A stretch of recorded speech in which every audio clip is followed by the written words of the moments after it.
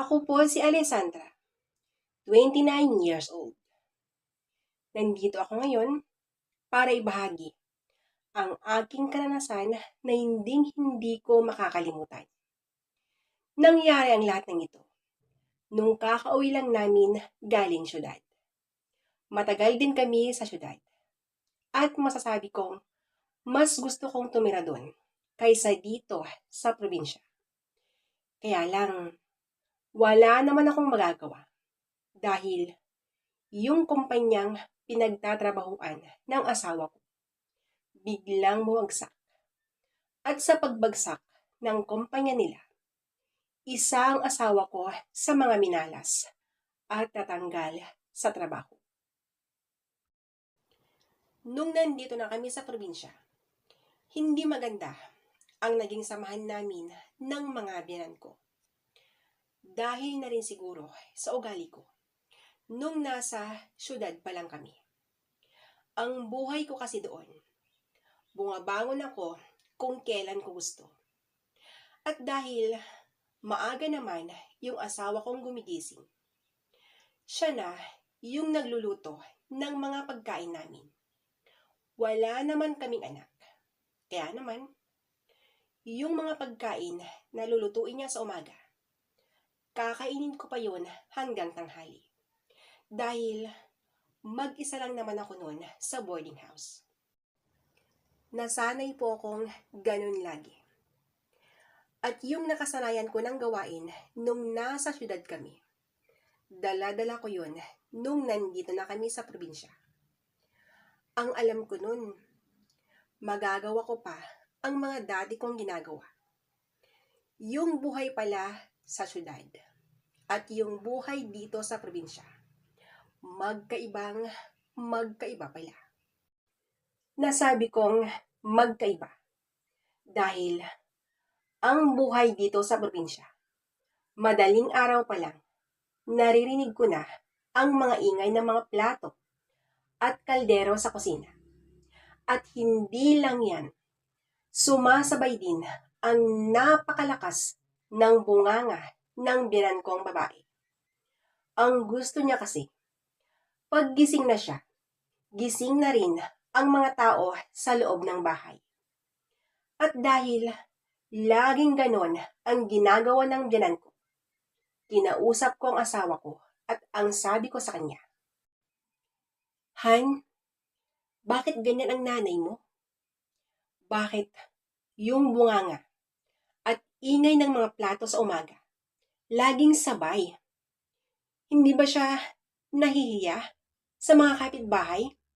Kasi sobrang ingay niya. Alam mo, kung hindi siya magbabago, uuwi na lang ako sa amin. Hindi ko kasi kayang tumira dito. Para akong nasasakal. Pasensya ka na, Han, ha? Yan talaga ang nararamdaman ko ngayon. Ang sabi ko sa asawa ko. Pasensya ka na kay Nanay, Han. Alam mo, sa katunayan, nahihiya na rin ako. At gusto ko sanang tanungin sa'yo.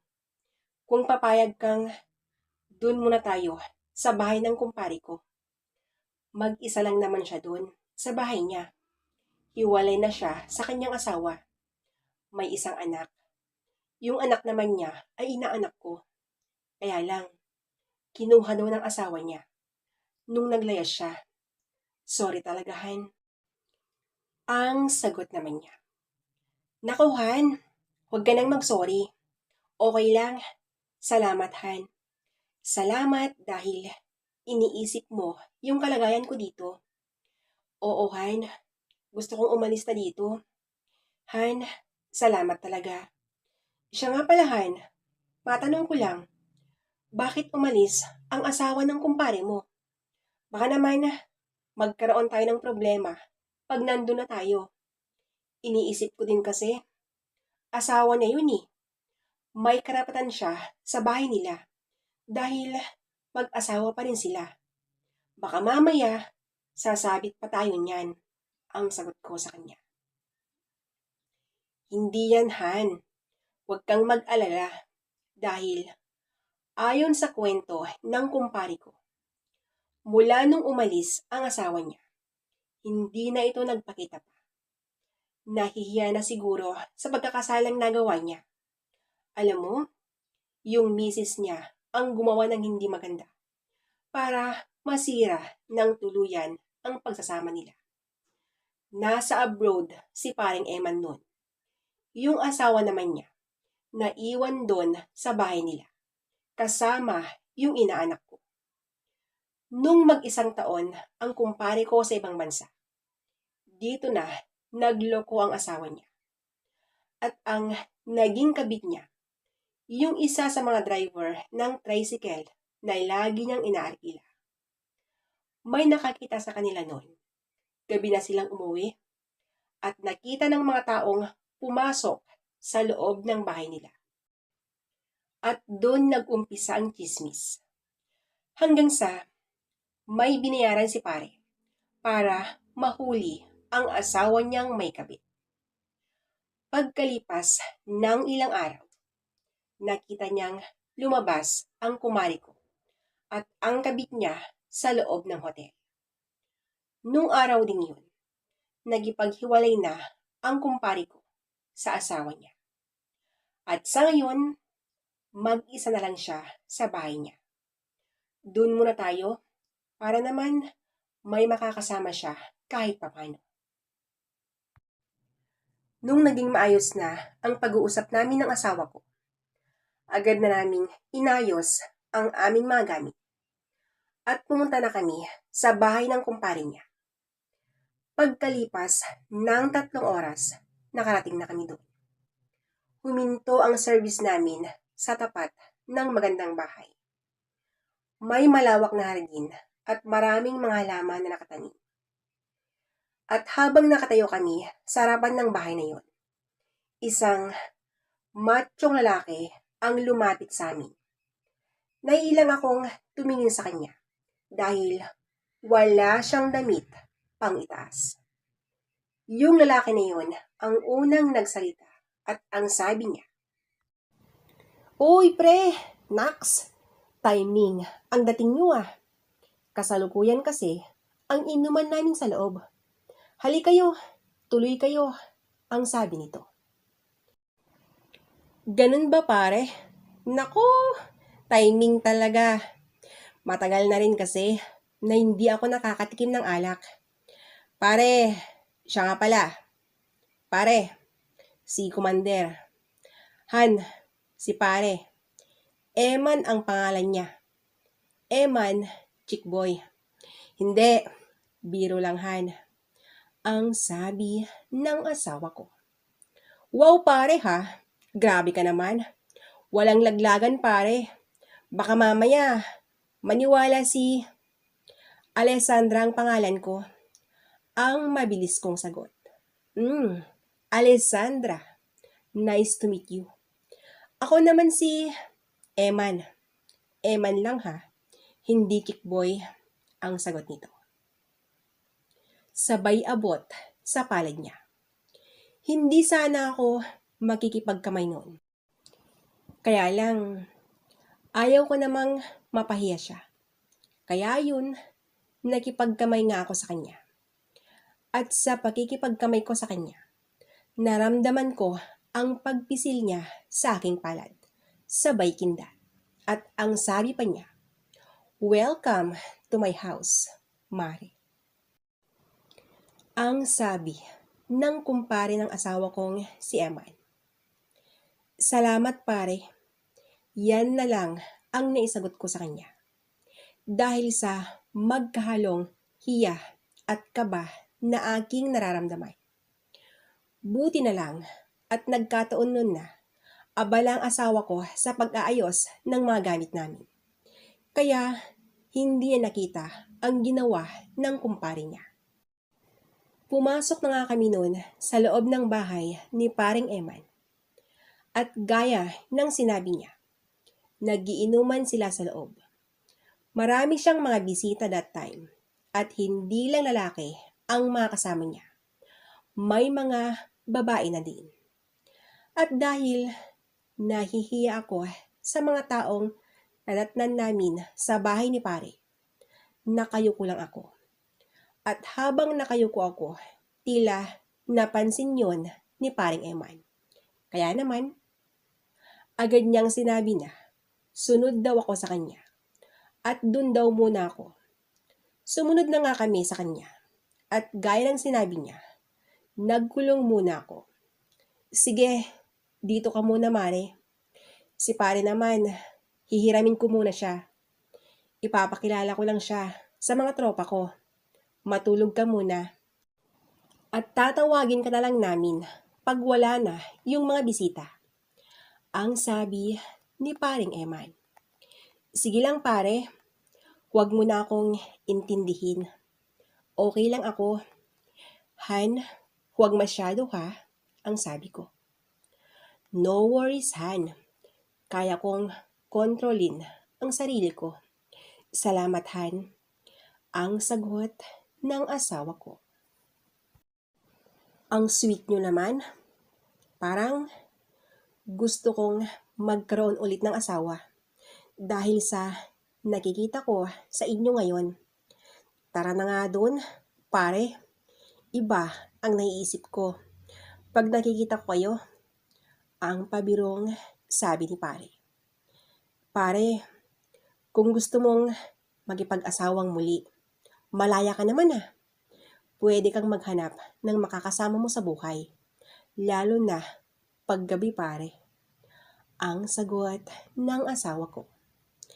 Pare, makikipag-asawa kong muli kung makita ko na ang kagaya ng asawa mo. Malambing kasi at mabait. At hindi lang yan pare, maganda pa. Ang sabi ni paring Eman. Alam mo pare, kung kagaya ng asawa ko ang hinahanap mo, wala na eh. Dahil nag-iisa lang yan. Di ba Han? Ang sabi ng asawa ko. Oo, nag-iisa lang ako. Wala naman kasi akong kapatid na pwede sanang kagaya ko. Ang sagot ko naman. Nung time na yon, nakita ko ang kakaibang titig ni pare sa akin na parang may ibig siyang sabihin. At bigla kong naalala ang sinabi ng asawa ko. Yung sinabi niyang babaero daw ang kumpare niya. Nakaramdam ako ng hiya dahil sa mga titig ni paring Eman. Kaya agad na akong pumasok sa kwarto. Sina pare at ang asawa ko naman, pumunta na sila sa mga tropa ni pare. Nahiga ako sa kama at nakatitig sa napakagandang kisame. At habang nakatingin ako doon, si pare ang nasa isip ko. Alam kong mali ang nasa isipan ko. Kaya mas minabuti kong libangin ang sarili ko. Bumangon ako at inayos ko ang mga gamit namin ng asawa ko. Pagkatapos kong maayos ang mga yun, binuksan ko ang pintuan ng dahan-dahan. Tahimik na sa labas. Umuwi na siguro yung mga tropa ni pare. Ang sabi ko sa isip ko. Dahan-dahan kong inihakbang ang mga pako patungo sa kusina. At nung nasa kusina na ako, may narinig akong boses na nagmumula sa aking likuran. At ang sabi niya, buti naman, lumabas ka na Mare. Mare, pwede mo ba akong tulungan? Ililigpit lang natin yung mga ginamit namin. Ang sabi ni paring Eman. Pwede pare, yun lang pala eh. Maliit lang na bagay yung hinihiling mo. Sige na, pumasok ka na sa kwarto mo. At ako nang bahala dito. Huwag kang mag-alala. Sanay na ako sa ganito. Paring Eman, sige na, hayaan mo na ako dito. Basta, pumasok ka na sa loob ng kwarto mo. Matulog ka na, ang sabi ko. Nakakahiya naman, Mare, tutulungan na kita, ang sagot niya. Nung hinawakan ko ang baso, sakto naman na. hawakan niya yun. At sa hindi namin inaasahan at hindi sinasadya, nahawakan niya ang kamay ko. Agad kong binitawan ang baso at kinuha ko na lang yung mga ibang plato na nakalagay sa ibabaw ng lamesa. At pagkalipas ng ilang saglit, pumunta si pare sa kusina. Pinipilit ko siyang iwasan dahil ayaw kong maisama din ako sa kanyang mga listahan. May itsura si paring Eman at malakas ang kanyang karisma. Kung hindi ko siya iiwasan, baka makagawa pa kami ng hindi maganda. Lumipas nga ang gabing yon na hindi ko na siya kinakausap.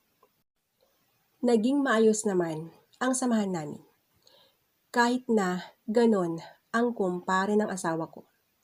Pero pagkalipas ng isang taon, dito na naganap ang isang pangyayari na hindi ko makakalimutan sa pagitan namin ng babaerong kumpare ng asawa ko. Sa araw mismo ng karawan ko, napagkasunduan namin nun na iinom kami. Masayang-masaya kami nag-inuman nun. Gusto kong magipagsabayan sa kanila. Kaya lang, hindi ko na kaya. Kaya naman, nagpasya akong magpaalam na sa kanilang dalawa. Pumasok na nga ako noon sa kwarto at agad na nahiga sa kama. Nakainom man ako noon, pero hindi naman ako lasing. Habang nakahiga ako sa kama, pinipilit kong matulog. Pero hindi ko alam kung bakit hindi ako makatulog. Balisang-balisa ako. Hanggang sa bumukas ang pintuan sa aming kwarto. Wala nang ibang papasok sa kwarto na yon. Yung asawa ko lang. Ang ginawa ko na lang nun, nagkunwari akong tulog. Hindi ako gumagalaw. At pagkalipas pa ng ilang saglit, naramdaman ko nang may tumabi sa akin. At nararamdaman ko nang dahan-dahan niyang hinahawi ang suot kong damit. Naka-miniskirt ako nun. Hindi ko yun pinapansin dahil yun ang madalas gawin ng asawa ko. Yun bang kahit tulog ako, pag nakaramdam siya ng kakaiba, go lang siya. Kaya lang, ang labis kong ipinagtataka ay yung sumunod na eksenang ginawa niya. Pagkatapos niya kasing hinawi ang suot ko, naramdaman ko ang kanyang halik at talagang kumain na siya. Yun ang labis kong ikinagulat dahil hindi naman marunong kumain ang asawa ko. Nung naramdaman kong ganun na, itinulak ko ang ulo niya. Hinawakan niya ang kamay ko nung itinulak ko siya. Sabay sabing, "Hayaan mo lang, Mare. Huwag mong pigilan." "Pare, anong ginagawa mo? Anong ibig sabihin nito?" ang tanong ko sa kanya. Dahil sa tanong kong yun, sumagot naman siya at ang sabi niya, "Sinabi ko naman sa'yo, di ba? Hayaan mo lang ako. Ramdam ko kasing hindi ka na masaya kay pare, lalo na paggabi. Hayaan mong gagawin ko ang lahat sa'yo. Sayang ka naman kasi, Mare, kung hindi mo maranasan ang kakaiba." "Pare, mali ito. Huwag mong ituloy ang binabalak mong gawin. Kung malaman to ng asawa ko, siguradong hindi niya ako mapapatawad," ang sabi ko sa kanya. "Huwag kang mag-alala, Mare. Mahimbing ang tulog niya. Kilala mo ng asawa mo. Pag lasing na siya, hindi na yun magigising pa," ang sagot naman niya. Nung time na yun, habang tinutulak ko si pare, lalo nang itong naging agresibo. Sobrang kakaiba siya. Habang patuloy ang ginagawa niya, yung mga ginagawa ni pare, hindi pa yun nagawa ng asawa ko. Kaya, yun na siguro ang dahilan kung bakit ako nagpaubaya sa kumpare ng asawa ko. Oo, nung gabing yun, naramdaman ko ang totoong kaligayahan. Pagkatapos ang matinding labanan, agad nang lumabas si pare mula sa kwarto namin ng asawa ko. At ako naman, kinakabahan ako dahil sa nangyari sa pagitan namin ni pare. At yun na nga, mula nung naumpisahan namin ni pare, madalas na namin gawin yun. Sobrang nag-e-enjoy ako sa kanya.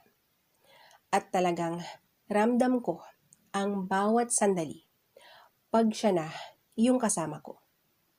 Ang alam ko nun, magtatagal yung aming ugnayan. Kaya lang, pagkalipas ng 6 na buwan, nagulat na lang ako nung may kasama na siyang umuwi. Maganda at bata pa ang kasama niya. Nasaktan ako sa ginawa niyang yun. Pero, wala naman akong karapatan para magalit. Dahil sa ginawa niya, tila nagising ako. At naisipan ko nang itama ang maling nagawa ko. Iniwasan ko na nga si paring Eman. At dito ko na naisipang makipagsapalaran sa ibang bansa. Nag-abroad ako para tuluyan ko nang maiwasan ang kumpare ng asawa ko. Dahil sa aking ginawa, unti-unti ko nang nakalimutan si pare. Yung nangyari sa amin noon, hindi ko nahahayaan na muling maulit pa. Kaya naman, nag-ipon ako ng pera. Madali lang akong nakaipon noon dahil hindi naman ako maluho. At isa pa, wala naman kaming anak. Sa ngayon, may sariling bahay na kami. At pinili namin yung lugar na malayo na sa bahay ni pare. Pero, kahit nandito kami sa malayo, pumupunta pa rin sila kasama niya ang anak at asawa niya.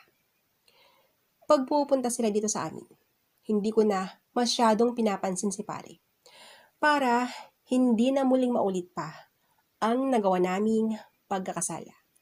Dahil nangako ako sa sarili ko na hindi na muling magpapadala sa tukso. Dito ko na po winawakasan ang istorya ng buhay ko. Lubos na nagpapasalamat, Alessandra. Ako po si Mayet, 29 years old.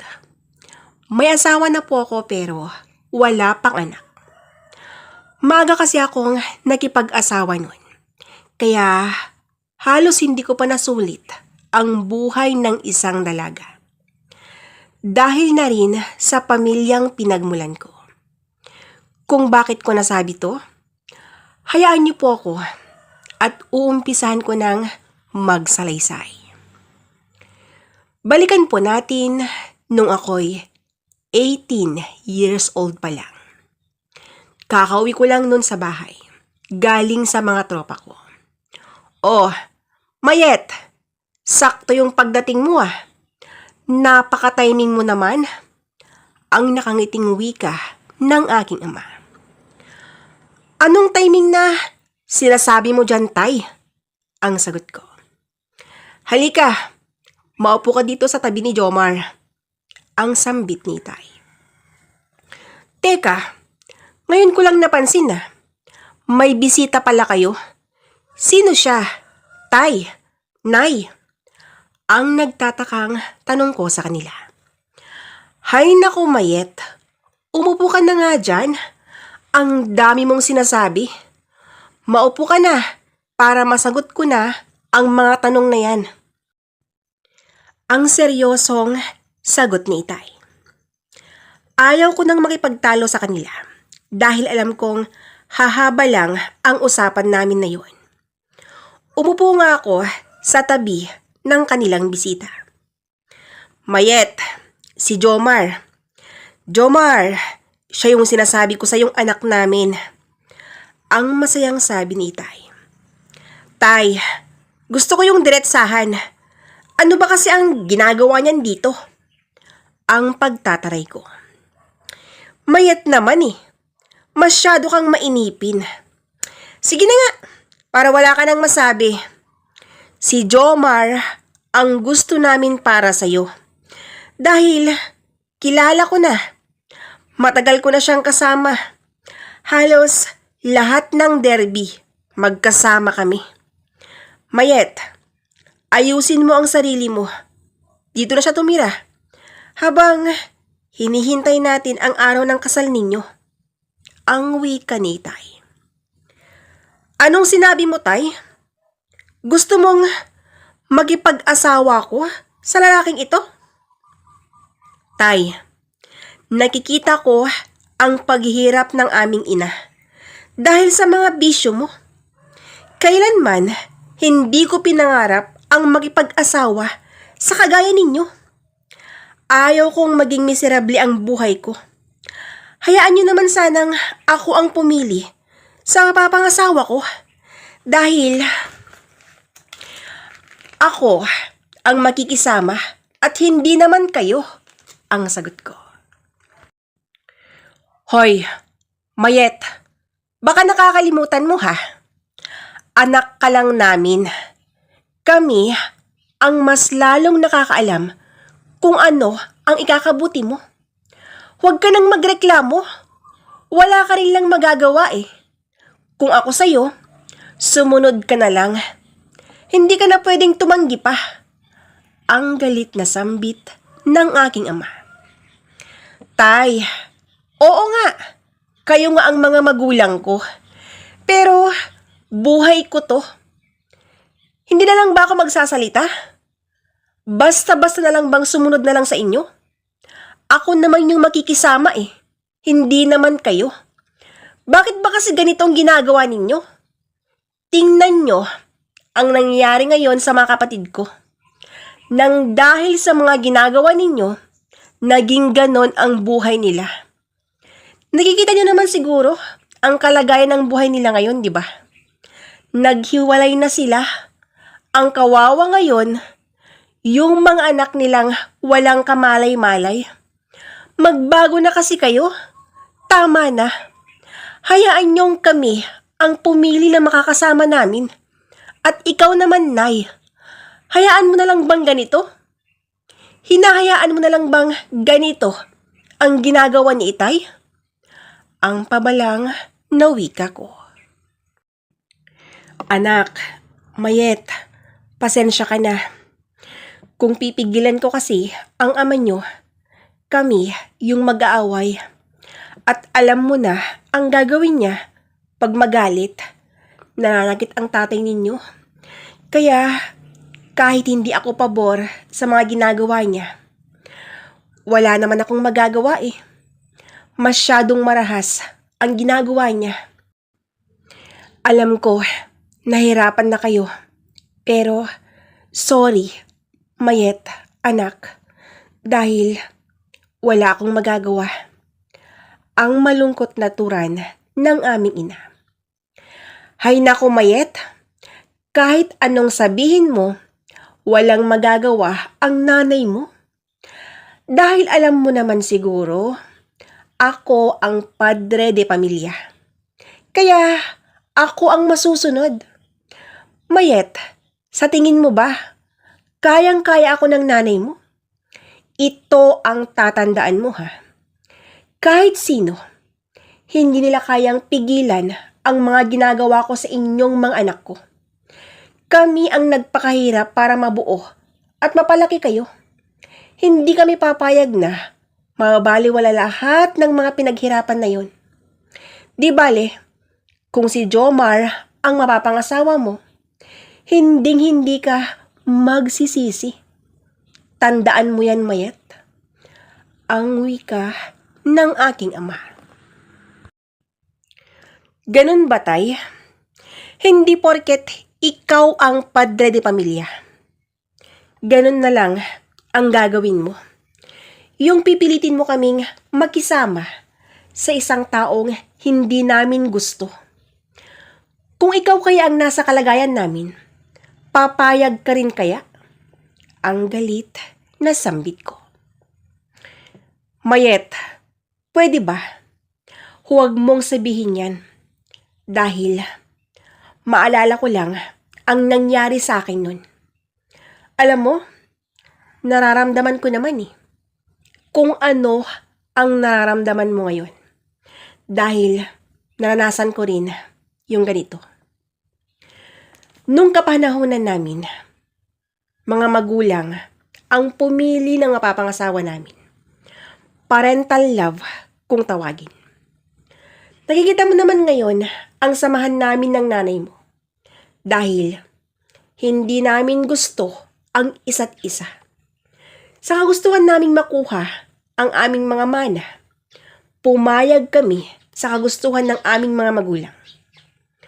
Nung nakuha na namin ang aming mga mana, dito namin na-realize na hindi pala dapat yun ang aming ginawa. Dahil yung mana na yun, ipinagpalit namin ang aming kaligayahan. Magsisiman kami ngayon, wala na. Dahil noon, umaasa kaming matutunan naming mahalin ang isa't isa. Nagkamali kami. Kaya ngayon, gusto kong gawin din sa inyo ang naranasan namin. Ang sambit ni Itay. Tay, bakit po ba ganyan kayo? Alam nyo nang walang patutunguhan ito. At alam na alam ninyo na hindi matuturuan ang pusong magmahal. Tay, hindi pa naman huli ang lahat Pwede nyo pa namang baguhin ang lahat. Please lang naman Huwag nyong gawin sa akin ang ginawa ninyo sa mga kapatid ko. Ang pakiusap ko. Pasensya ka na, Mayet. Hindi na kasi magbabago pa ang isip ko Mabuting tao tong si Jomar. Hindi ka magagaya sa mga ate mo. Basta, ang dapat mo lang gawin, sumunod ka lahat sa gusto nitong mapapangasawa mo. Ang masayang sabi ni Itay.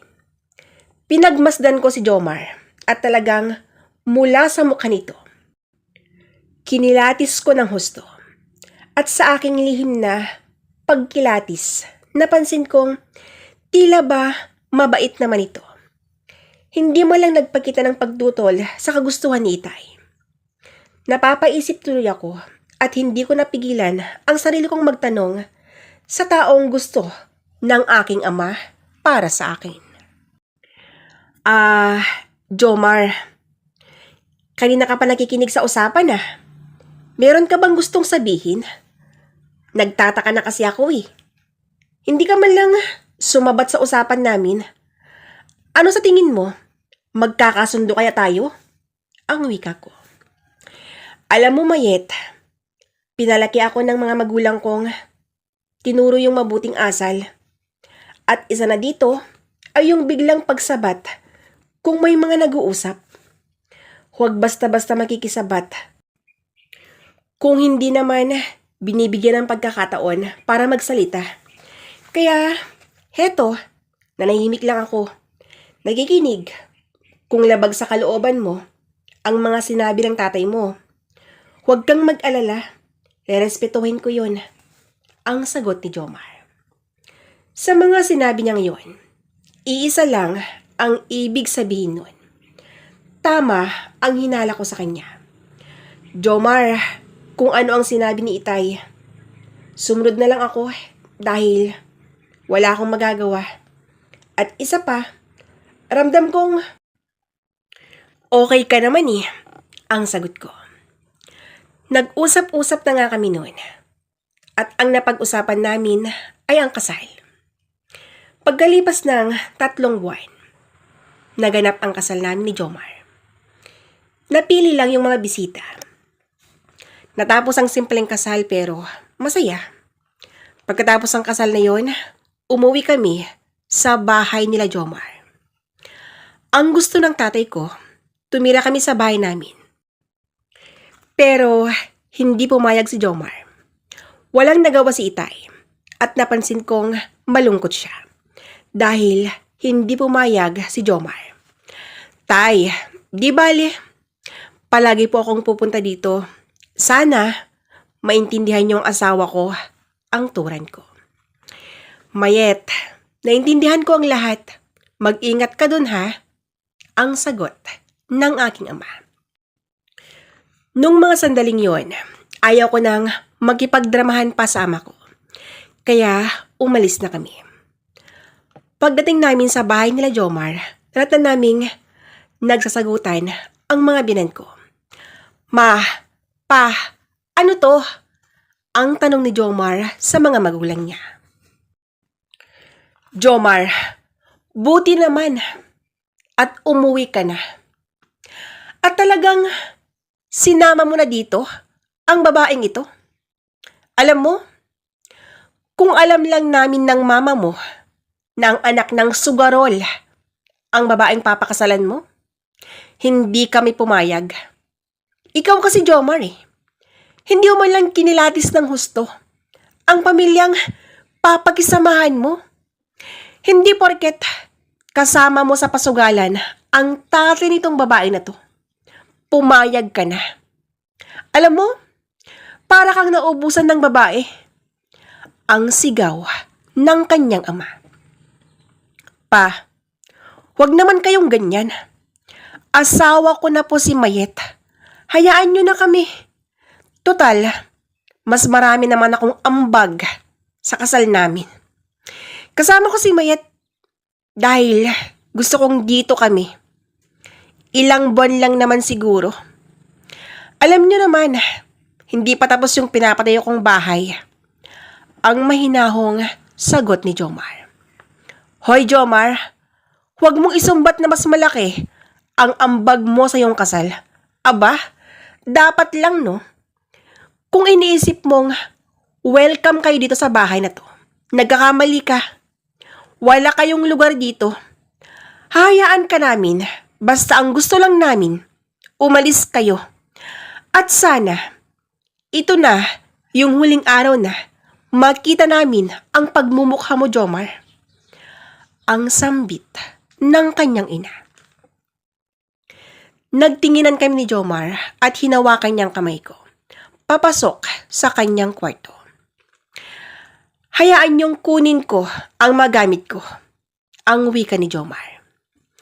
Pumasok kami sa kanyang kwarto at lahat ng gamit niya nilagay niya sa bag.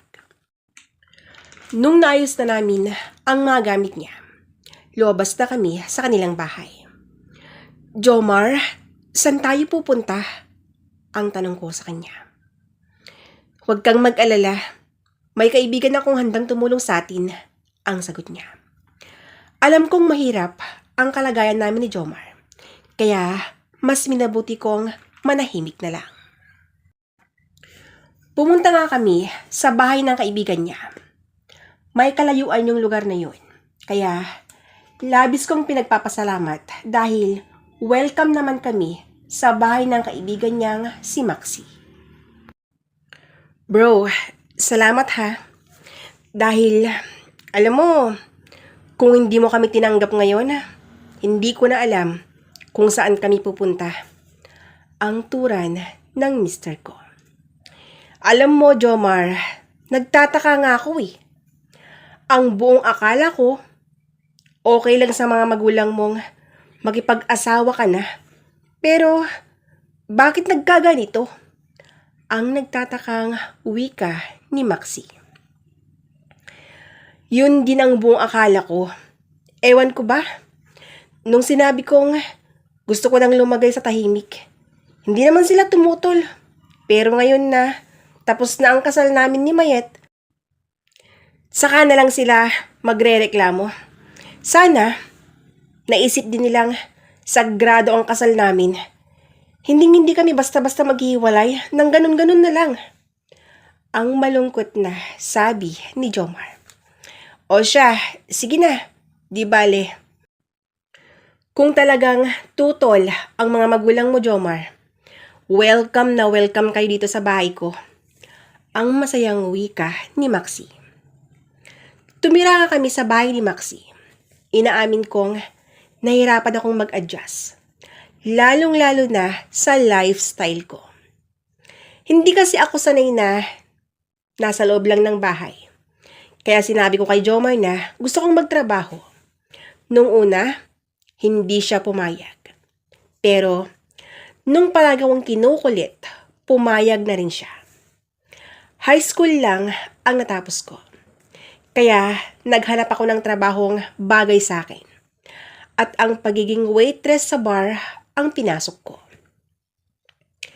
Habang abalang-abala ako sa paghanap ng trabaho, si Jomar naman, naging abala din siya sa mga bisyo niya. Naengganyo siya sa ganito dahil palaging nananalo. Hinayaan ko lang siya sa gusto niya. Hanggang sa nakahanap na ako ng trabaho. Si Maxi ang hatid sundo ko.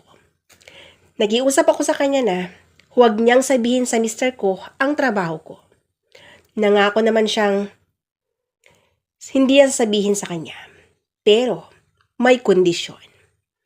Papayag daw akong gawin niyang kasintahan.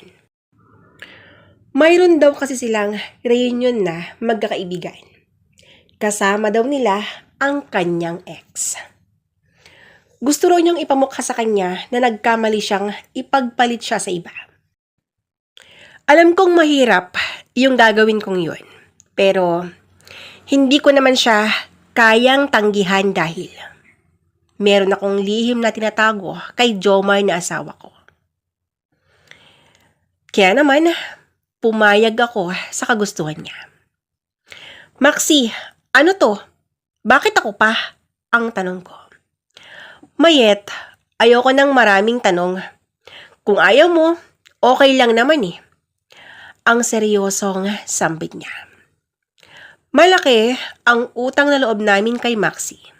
Kaya pumayag ako. Habang hinihintay ko ang araw ng kanilang reunion, kinakabahan ako. Lalo na at walang kaalam-alam si Jomar na mister ko. Pinilit kong pakalmahin ang sarili ko. Hanggang dumating ang araw ng kanilang reunion. Masaya silang nagkita-kita at talagang super sweet ni Maxi sa akin. Akbay, halik, yakap. Yan yung mga ginawa niya sa akin habang harap namin ang ex niya. Kakaiba ang ginagawa niya kahit alam naming parehong nagpapanggap lang kami. Natapos ang reunion lang magkakaibigan. Iba ang nararamdaman ko. At habang nasa daan kami pauwi, bigla kaming huminto sa gilid ng daan. Doon sa ilalim ng malaking puno. Doon kami naupo. 10 oras na noon ng gabi. Kaya madalang yung mga sasakyan na dumadaan doon. Maxi, anong ginagawa natin dito? Ang tanong ko. Medyo nahihilo kasi ako eh, ang sagot niya. Nako, saglit lang, tatawagan ko si Jomar, ang sagot ko. Mayet, hindi naman si Jomar ang kailangan ko ngayon eh. Ikaw, patawarin mo ko. Hindi ko na talaga kaya. Kanina pa ako nagtitimpi. Alam mo yan, ang wika niya. Ayokong magpanggap at mas lalong ayokong maging ipokrita. Inaamin kong pareho lang kami ng nararamdaman. Kaya hinayaan kong mag-enjoy kaming dalawa. At doon, sa ilalim ng puno na yun, doon kami nagpakasaya ng husto. Pagkatapos noon, umuwi kaming dalawa na parehong nasiyahan.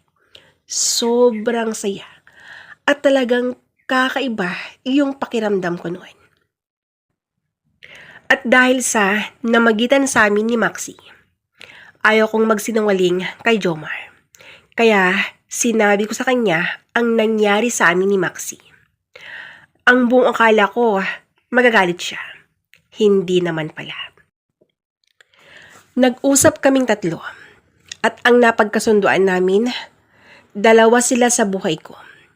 Hindi na ako tumutol dahil ayaw kong itulak ang isa sa kanila dahil mahalaga silang dalawa. MWF ang schedule para walang samaan ng loob. Sunday ang pahinga ko. Hinayaan nila akong gumala. Umaalis na rin ako sa club dahil ayaw nilang magtrabaho pa ako doon. Alam kong marami sa inyo ang hinuhusgan ng pagkatao ko. Pero hindi ko kayo masisisi dahil sino ba naman ako para ipagtanggol ko ang sarili ko? 2 lalaki sa buhay ko. Oo, nakatira kami sa isang bubong. At 2 lalaki ang salitan na gumagamit sa katawang lupang ito. Alam ko marami na yung mga nagsasabing napakaboba ko, napaka-ipokrita, pero sabihin nyo na ang mga gusto nyong sabihin sa akin. Basta ako, masaya ako sa buhay ko ngayon. Kaya yung mga taong mapanghusga, kung ako sa inyo, manahimik na lang kayo. Sa ngayon, kahit ganito ang relasyon namin, napakasaya ko. Dahil kahit papano, nag-e-enjoy ako sa buhay. Hindi kasi ako nag-enjoy nung dalaga pa lang ako eh.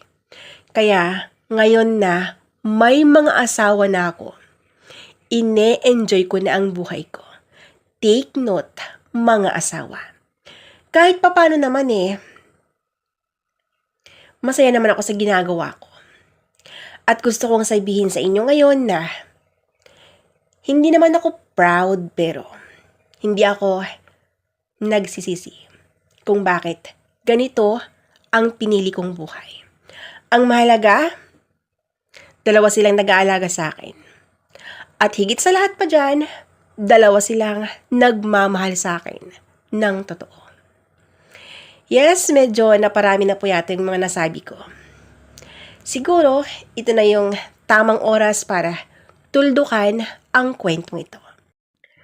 Kahit marami pa sana akong gustong sabihin sa inyo, pero alam kong marami na yung humuhusga, kaya dito ko na po winawakasan ang istorya ng buhay ko. Lubos na nagpapasalamat, Mayet.